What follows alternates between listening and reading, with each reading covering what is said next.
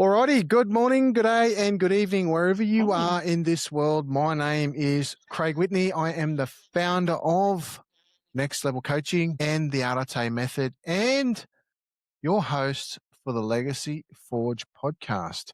Now, today I have a very, very special guest here with me. Her name's Nazia Hossain. She's the mindset and performance coach, and we have some technology. Are you still there with us there, Nazia? You Yeah, hi. That's all right. Hello. A little bit Hi, of tech things on everyone. the floor. That's Hi, part of the Craig. fun and games of video. So I have with me Nazia, who's a mindset and performance coach. She's the founder of Risewell Coaching and Consulting and co-founder and CTO of NazX. That's with a capital X Innovation. Welcome to the show, Nazia. How you doing today? Yep. Thank you, Craig, for having me in your Legacy Forge podcast today. I'm doing very well. It's a sunny morning in Sydney here. Beautiful, Yeah, beautiful, beautiful. pretty And doing. today we are on our 21st episode of the Legacy Forge, which is a little bit of a mini milestone as we start 2026 on a high note. And we're going to be focusing today on clarity is the new currency, building careers as we shift into a new era of Mhm. careers in 2026 with the emergence of tech, with the emergence of not just AI, but augmented AI and all the fun and games where traditional employment, the boundaries of it are starting to change. Well, they are changing. Mhm. So a lot of people are successful and they talk about success, but quietly on the inside, on the heart, are exhausted. Right. As I said, we're going to focus Mhm. today on building a career that just doesn't pay from the money stats, but lasts. Yeah. Now, Nazia, you've worked Absolutely. with global tech Yeah. giants 100%. and now build companies and coach leaders. When did you realize success alone wasn't enough?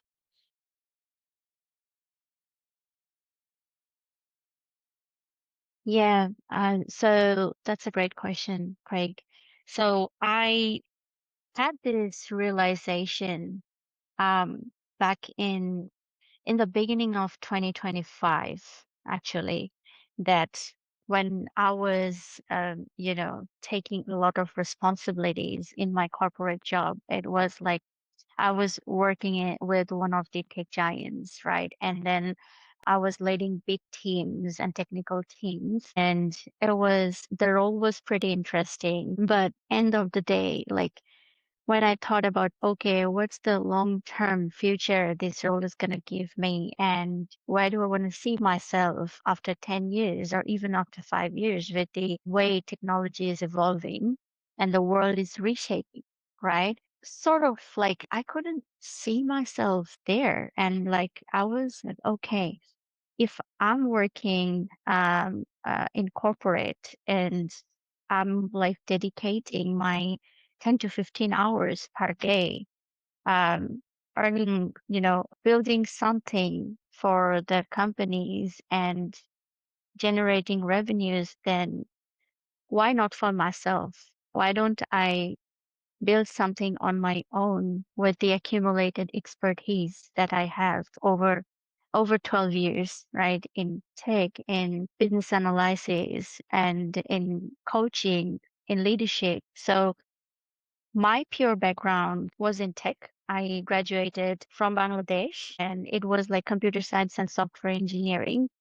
And I worked there in a software company for 5 years. And then I migrated to Australia back in 2020. And then I joined Accenture and then I worked with Microsoft as well as part of Accenture being one of Microsoft's biggest vendors. So I was like, really, I wore different hats in my career, and it was very diverse. Like if you look at my career history, I started working in corporate world back when I was 19 years old, and it was my very first part-time job. in a telecommunication company in Bangladesh. And then from there, like I just had the vision to level up, right? And to see myself somewhere down the line in future where I lead with courage and build a legacy for myself and for the people I Beautiful, love, beautiful, like my beautiful, family. Yeah. beautiful, beautiful. So, What was missing when things looked good on paper? You work hard and you come from a culture where opportunity is limited. Yeah, very, hmm very limited. So when hmm you're given something in the IT, and I yeah, know that Central Asia area is the next IT hub. What was missing beyond the hard work? right. You wanted to work hard, you wanted something for your family, and I observe you got a little one there as well, you're bringing up in the world. hmm What Yeah. what was missing, would you believe, when things look good on paper? So, yeah, when things looked good on paper, like the inner peace, and the clarity Mm, was missing for myself. That was the biggest part, that I was kind of, I had to turn and look inward and I had to look at my values and, you know, mm, the things that I'm really passionate about. And I found that, even though I was earning a very good money, like the salary was very high, but end of the day, there was some sort of, hole. And I was like, kind of, okay, I just don't want to earn money, but I need more clarity actually where mm, I'm heading to and what I'm building because I want to build a legacy and something mm. sustainable and lasting, you know. So that's when the realization hit me. And then I started listening to people who I look up to, like Mel Robbins and other coaches and mentors. Jay Shetty, I'm a big fan of him as well, and other coaches like Tony Robbins as well, right? Steve Bartlett. And then when I like started listening to all these people, the realization was, if they can do it, then definitely at some point of time I can do it too. It's just to take the bold action and to step out of my comfort zone because it was a lot of inner battle for me because like I started working in corporate and then it was kind of I bet. very challenging for me to step out of my comfort zone to leave that corporate world, where I was working for almost 14, 15 years and then build everything from scratch and stepping into entrepreneurship. So it was a bit of a journey for me. But then, yeah, there's like a lot of realizations actually were there when I turned Beautiful, beautiful, inwards. beautiful. You're certainly a person who's lived it and lived the problem, not just studied it from a book or a manual, yeah? So we talk about legacy, and the legacy for the whole theme of this Yeah. podcast is about identifying people's legacy, because part of my mission is to go deeper into the meaning. What is legacy? So what does your legacy mean hmm to you? What does legacy mean to you? Because quite often this word is often thrown around like a marketing term. You got to build a legacy, something you stand for. What does it mean to you? What's your does legacy mean to you? hmm Yeah, so that's a great question. To me, legacy means something which people will remember when I leave the world, right? Leaving something valuable for my son. Like I have a 10 years old and I want to build something valuable that not only rewards my child, but rewards the whole world. And then to me, legacy is to share the gifts to the world. Where I have seen a lot of challenges in my life, in early childhood and in my life with money. And I saw my family struggling with money. right? So I want to build something where people can be empowered to build something on their own and they just don't have to depend on someone So else, what's your you know? highest value? So What's your highest that's what value? And legacy this will means to generally me. tie to your legacy. What's your highest value, may I ask? That you will not cross. You live it every and Yeah, breathe it sure. every day. So like living with integrity and honesty. I never am going to compromise on that part. And also, like, after that, my family. I love my family. Like, it's all about the connections and the people I love who are in my life, my parents, my sister, my son, Beautiful, beautiful, beautiful. Integrity everyone. and honesty is certainly two values that are important in this world. Without them, we can't get very far. And to live it is more importantly. To live those values, to live and breathe, get it within the body, yeah? Yeah, They say get out of our head, of course. The body's felt whatever right. experience, say from whatever your childhood, journey coming up to this moment, your story, yeah? Mm-hmm. Whatever that story Mm-hmm. is, your body has felt it to Mm-hmm. get to the present day. To get to that next level, the body is gonna have to feel those experiences to get to that next level. Now we have a choice. We Yeah, can either keep living from place of here, our past, or we can right. go, right, well, let's switch directions. Let's identify our highest values, which you've done, integrity and honesty. And I sense Right. you feel it within your bones, yeah, your heart, and the importance of the family Mm-hmm. dynamic around that, Mm-hmm. which will take you to that next level. And given your journey that you've already experienced, you've got the experience, you've lived experience, no doubt you are that and you will go that next level quite easily. Yeah.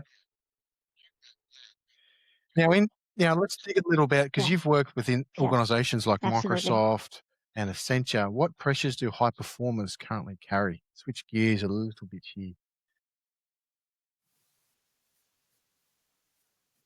Mm-hmm. Yeah, for sure. So when I was in my leadership role back in like 2022 to 2025, working with Accenture, uh, I noticed like high performers, they are dealing with stress and burnout, and they are operating in a flight or fight mode, right? Which negatively impacts their health, their mood, how they show up in the world, how they show up in workplace. And that's a very common challenge. And then another thing I have noticed, they are very worried about future, like AI coming into picture and then a lot of layoffs happening all around. They're constantly like reflecting and asking questions like what's there for me in future down the line, how can I grow? And then also one important thing I realized that at some point of time people feel there is nothing for them to do after a certain point. Let's say mid-career professionals, they feel like now what, I have achieved this, i have I have reached a managerial position, I have reached this, right? And now I don't have to do anything. And they feel kind of very confused and stuck. So this, like I have heard over and over and over again from people, I feel stuck. What to do? How So can what I I'm proceed from hearing here? there is they're feeling stuck because their identity, they're at a crossroads. Bring identity into the picture is Mm-hmm. when I've fully outgrown my role within an organization or a business. It comes from an identity, and this is where the term drift starts. Is when I feel stuck, I True. feel confused. My identity now no longer fits the role I've reached. I believe I've reached my potential in an organization. I've hit that manager. I've hit that CEO, CTO, CFO. Pick your favorite letters to match your position. what's next? I Mhm. don't know what's next. And if I don't clarify what's next, then I Mhm. start to drift. Is that what I'm hearing? Yeah. Why are Yes. capable and Yep. intelligent people you believe are the most Yeah. vulnerable to burnout?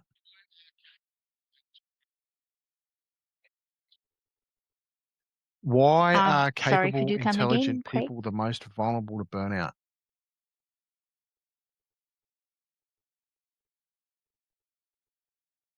I believe like it's all about the expectations they set for themselves and the expectation they set for others. And, it's kind of their ability to draw the boundary.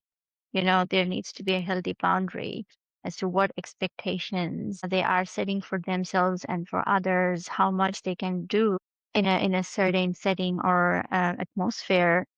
And when they realize, okay, like there is a lack of boundary, and then they constantly need to do more and more and more. At some point of time, they feel that burnout and they face the challenge. Focusing too much on the invisible tax of ambition corrodes Right. us. Burnout. What's your definition of burnout? Because that's another term that's kind of Hmm. loose these days. Yeah.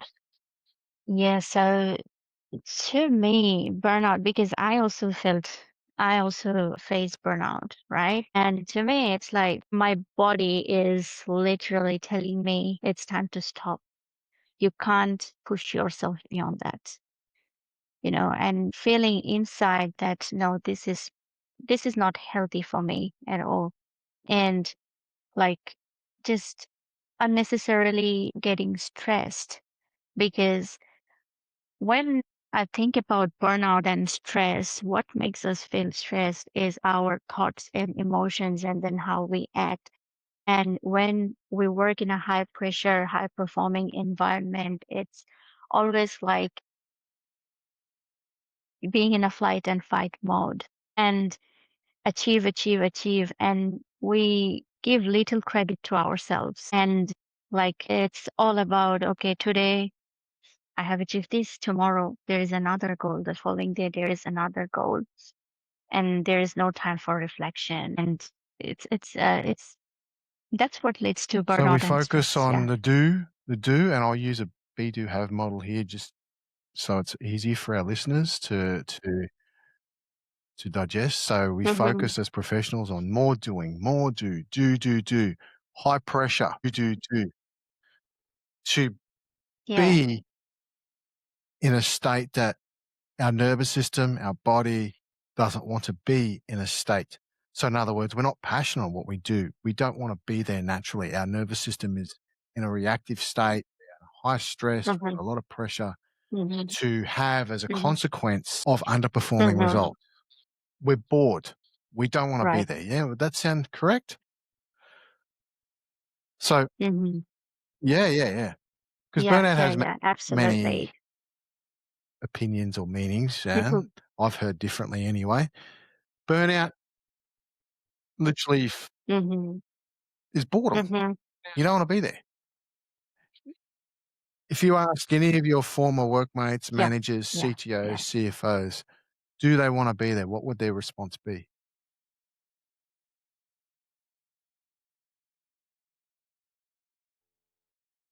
Yeah, that's a question. Sorry, was that a question for me? If Yeah. any of your former workmates, CFOs, or superiors within your organizations, if you ask them, would they want to be there in their role? What would their answer be? Hmm. I mean, it really depends and varies from person to person. And I feel like if they're enjoying the role, then they would give me a different answer. But if they're not enjoying what Mm, they're doing, they would give me a different answer. yeah, So exactly. it really varies from person to person.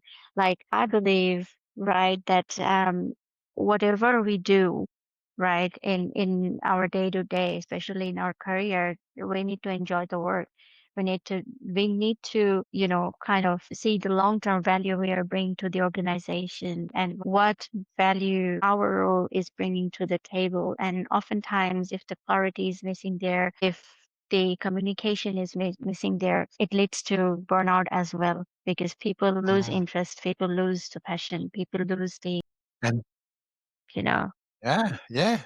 Interest interest because we're basically. bored. Yeah. You'll find those that enjoy their roles a lot more will work harder, Hmm. will perform more, yeah. And naturally, of course, there's Yeah. physical burnout where your body just that's Yeah. from lack of rest and you just can't switch off. I admit I have that Hmm. challenge myself. I physically Yeah. struggle with an off switch.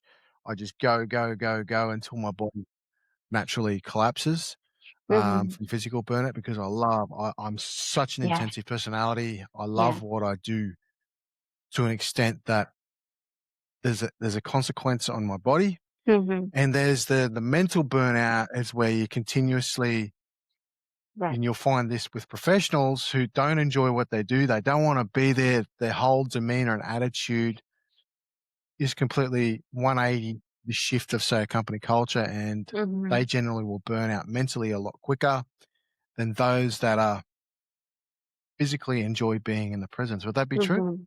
It's a bit of a long-winded question. Yeah. Yeah. That's 100%. cool. That's cool. 100%. So burnout isn't a time management issue, it's an identity. If we focus on Yeah. people's identity, get to their highest purpose, work out who they are at core, then Hmm. navigating that burnout, would you say, would be a lot easier? We Yeah. shift, from tactics to reflection, yeah? Or Yeah. as one of Sure. my mentors says, we shift from the how, right? Yeah. The how to the why not. Yeah. Alrighty, well Hmm. done. Walk us through how Yeah. you help professionals move Sure. from overwhelm to clarity. What sort of tactics do you use there? Um, so yeah, so I apply different approaches like in my coaching, like it's helping them understand their communication style. And also like I use NLP and then like I coach them regarding how to identify the root cause of the problem and then how they can work on their thoughts, and then thoughts and then actions and feeling as well, because this is all of a cycle. This all are correlated. And then I have my framework, which is like in my career clarity and growth accelerator framework. So it's a 12 weeks program where it's designed mainly for corporate professionals who are, you know, at a stage where they don't know what's next and they're lacking that clarity and confidence. So I use a different type of tools in my framework, in my coaching framework. And I also like help them with their emotional intelligence and to work on that, to understand other people and their opinions. Because oftentimes I realize that when people are feeling like they're not so confident about what they're doing and the next step they want to do, they want to step into, they are sort of confused. And why they're confused? Because they're like very afraid to take the next step, and like they are kind of stuck in a vicious cycle. So that's a trap.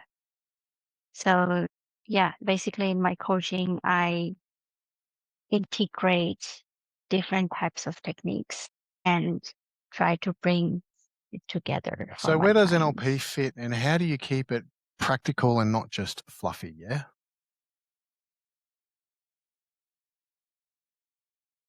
Yeah.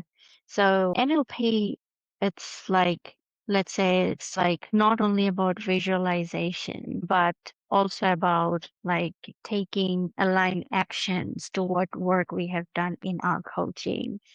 Because a lot of people like they practice NLP, a lot of coaches as well, but not are so effective. So I have like gone through some research and what works, what doesn't work. And it all comes from the experience. Like I have also worked with my coaches as well, and they taught NLP to me as well. And I've worked with some amazing coaches as well.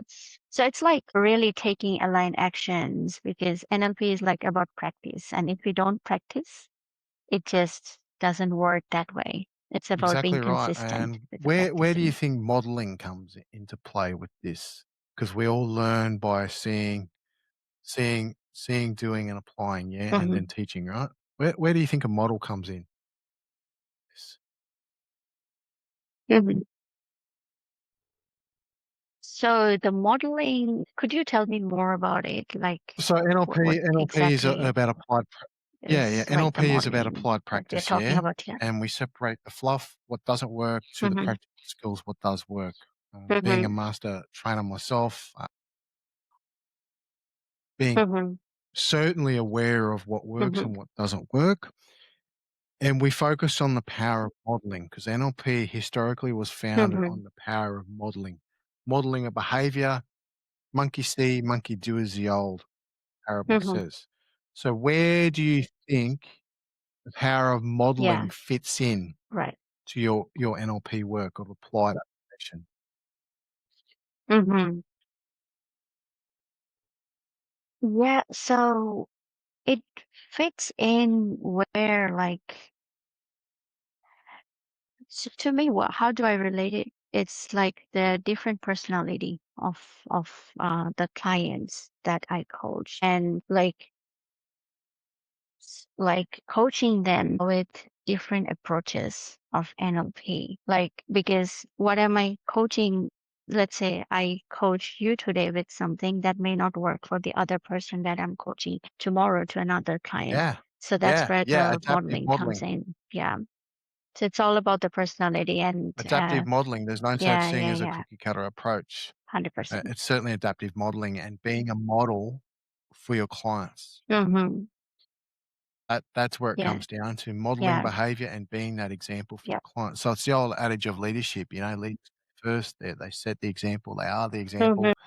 And NLP is basically, if you look at it through that Yeah. lens of leading, it's all about being the model, modeling what's possible, the art of possibility of change. Mm-hmm.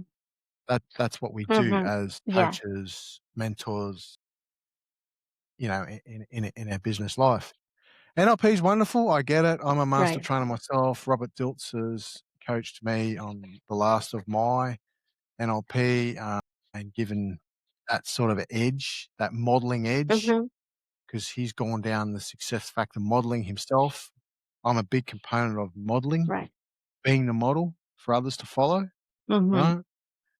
It's like um, That's if I great. could put it in a Yeah. story sense, a son who follows his father. Right? The son will learn more as a young child by following dad Mm-hmm. around, and learning skills, practical skills, than what the son will learn Yeah. in a classroom learning from theory, if that makes sense. That's the power Mm-hmm. of very old school, Mm-hmm. yet effective, yeah? Yeah. Mm. Yeah. So how Yeah. do Very simple and mindset, emotional effective. intelligence, and communication actually change performance? You did mention a lot of emotional intelligence earlier too. Yeah. Yeah. So mindset, emotional intelligence, I see all of this under one umbrella. Like if we can cultivate a positive mindset and we can work on our thoughts that impacts how we feel in a day-to-day basis, and then our feelings helps us to take actions that are more aligned with our goals. So that's where it all comes in, and it's over and over and over again we need to work on these fundamental factors, right, of our being. So yeah, mindset and emotional intelligence, and emotional intelligence is very important because if we don't work on our emotional intelligence, right, then we don't understand the other party, whoever it is, like in our workplace, in our family. So in order for us to build stronger connections and bonds, we need to be emotionally intelligent to better understand the people surrounding us, better understand the people we work with. Yeah, it could be our leaders, it could be our coworkers, it could be our What subordinates is in a emotional team, intelligence in whoever your it field of is. work? What is it?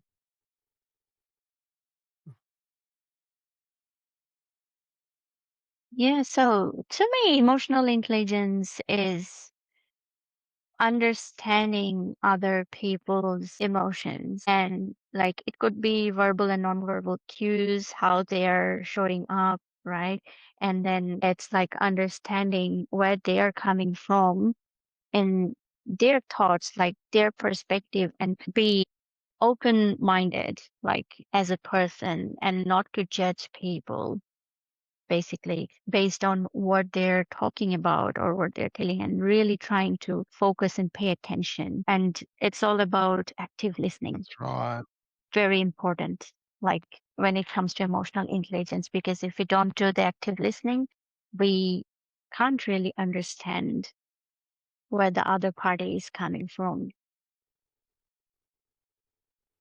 And being really present, right? Being really present in a conversation and not just bringing what we know, or because in coaching, it's like it's not our map, it's the client's map, right? Every client has their Notice different map notice there's a theme there. in their journey, and Notice there's a honoring theme that. there. Be. Be present. Be. Be in a state. Hmm. It's Yeah, important to yeah, leaders, yeah. Be, managers, right. It's the be. even fathers.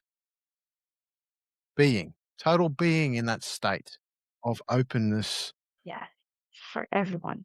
to drop in Yeah, at a yeah, highly emotionally intelligent level to be able yeah. to, yeah, to drop in, not just understand, but Hmm. just be aware, aware of thoughts, feelings, actions, Yeah, etc. yeah, Takes a whole takes things to a whole new level. yeah, Those, with adaptive and high emotional yeah. intelligence, yeah? So true. It's a beautiful skill to learn. Daniel Goleman's the founder of it. Um, yeah, I love his work, and his Yeah. son's now carried on his Mhm. work with AI. Check out his work. Yeah. Yeah, definitely. As a CTO and I founder, sure how do will you do. integrate people first leadership with tech?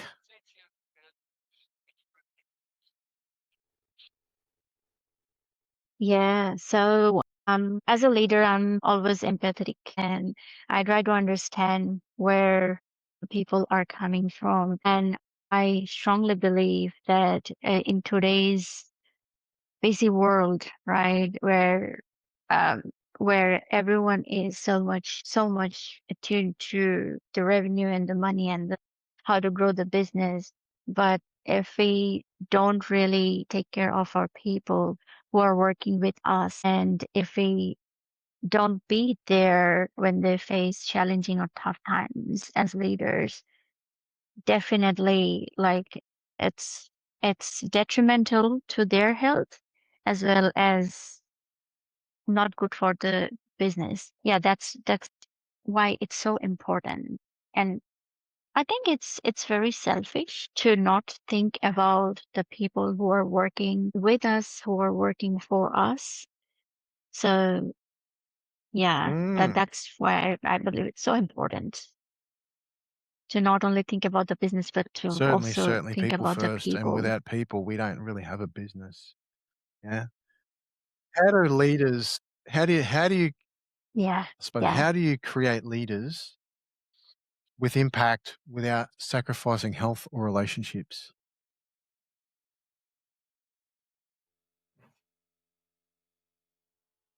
So in terms of leadership, it's really important for a leader to first work on themselves and to work on the fundamental pillars of leadership, because leadership is not all about today you do this, tomorrow you do that, and the next day you do this. It's not only about it. So it's about integrating a lot of factors in a leadership role, right? Where again, like emotional intelligence, great communication skills, great collaboration skills, team building skills all comes into picture. And then of course, as a leader, we need to understand the business and where do we want to see ourselves and where do we want to take our business in next 5, 10 years. So yeah, to be a great leader, first we need to be a good listener. And then I think step by step we can advance Exactly in our right. Exactly leadership right. And journey. legacy is all about looking beyond 5 and 10 years. 5 and 10 years gaps are certainly important milestones and steps. In regards to legacy, there's always an invitation for leaders to Mm-hmm. look at historical examples, like some of the Greek and Roman Stoics, Aristotle, Mm-hmm. Pythagoras, Seneca, just to name a few. I mean, their legacies have Yeah. stood in the sands of time for thousands upon thousands of years. Would you agree? Um, Marcus Aurelius is known Yeah. for, Yeah. Yeah. creating Absolutely. the human flame and passing it down. That that that alone Mm-hmm. is the imprint and the DNA of legacy. And today's age with tech and businesses the way we're going, we want to cement legacies that go the distance, maybe, maybe to the point of our ancestors, like Socrates and all those Stoics. So their knowledge have been passed down with time. Mm-hmm. I mean, we have massive turnover these days of businesses. It's not like the Yeah. early 19th century where you had GE and Ford and all these Mm-hmm. organizations that are still around to this day have gone over 100 years. Businesses are failing faster, 2 to 3 within five Yeah. years. And 90, was it 98, 96 to Yeah. 98% of businesses are gone. And it comes Mhm. back, one, to leadership and two, to legacy. Yeah. What's What's that highest? What's that highest value? As I've mentioned a lot in my teachings, is legacy isn't what Mhm. happens after you're gone. Yeah, it's what happens. It's what your work does to you Mhm. while you're here, to you as a leader, to you as a leader. You're constantly adapting. You're constantly changing. You're constantly Yeah. taking people up Yeah. with you. That legacy is constantly evolving. How do you Right. think Ford and Disney and some Yeah. of these, Yeah. Yeah. Microsoft and even Mm. Apple got to where they are today? They didn't stay the same.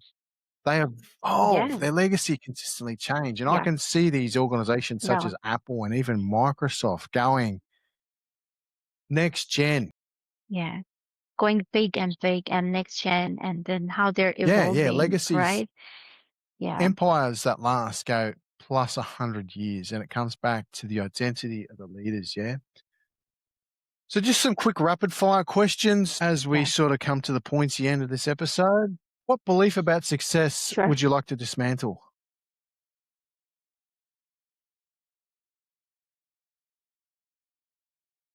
That if we work towards our goal and if we constantly take actions, I think the video is Video's paused paused. for some I'm reason. I still don't here. know. I can hear you.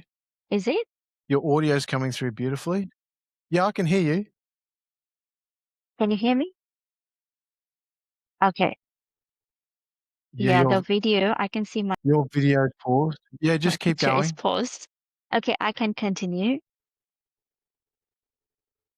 Yeah. So, success, like when we constantly work towards achieving our goals and Nothing take is aligned impossible. actions, Okay, beautiful. nothing is impossible. Mm, Nothing is impossible, and we can be successful. beautiful. Yeah. And Nothing can stand what's in our one way. habit every professional should stop normalizing?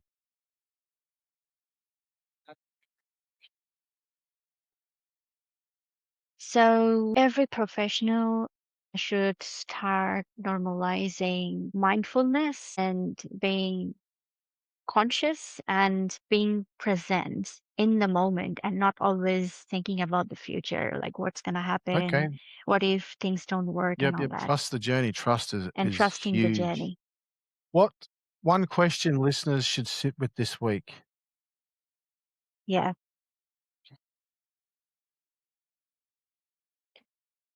Uh,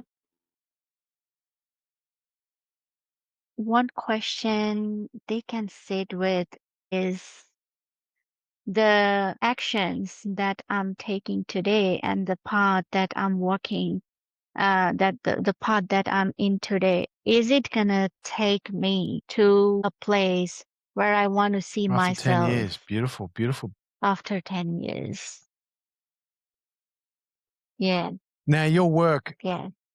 you really stand for the next generation of combining tech and creating long-lasting, impactful careers in this ever-changing landscape of tech and business. What Hmm. changes when someone chooses clarity over constant Yeah. striving?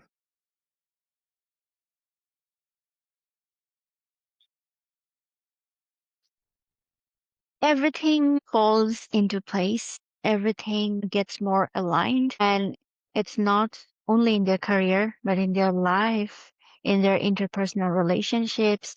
They like start knowing people, meeting people, like-minded community who have similar thoughts like them, right? So everything changes and things become more clear around who they are, what do they want to achieve in life, and where do Beautiful, they want to beautiful. So go where can people find you, in Nazia? future.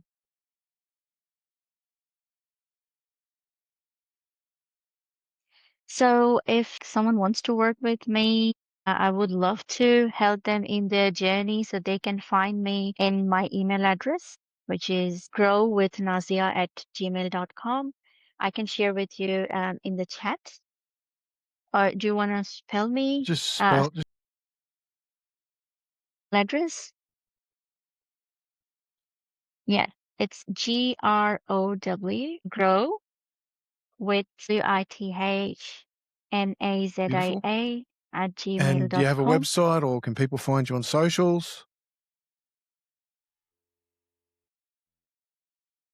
My website is still work in progress, but they can find me in socials. Like I'm there in LinkedIn, I'm there in Facebook. So yeah, I can share my Certainly, LinkedIn and and Facebook all the link to socials and you all the links will be afterwards. in the show notes on the release of this episode, which would be great so people can just click and go to find you quite Yeah, easily.